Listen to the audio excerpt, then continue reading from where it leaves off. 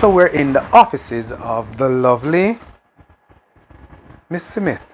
I have to say Miss Smith because she's a teacher. You know what teachers are. She's not wearing her glasses. I don't know why she's not wearing her glasses. Let's put my glasses off. I've been wearing it all. I knew she wore glasses.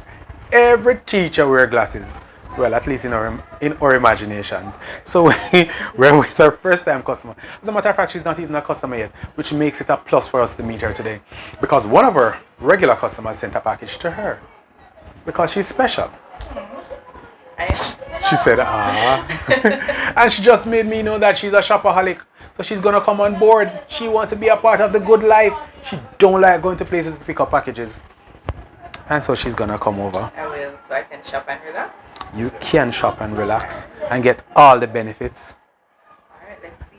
Why did we say you have one dimple? I don't know, I don't have any. And she don't have any.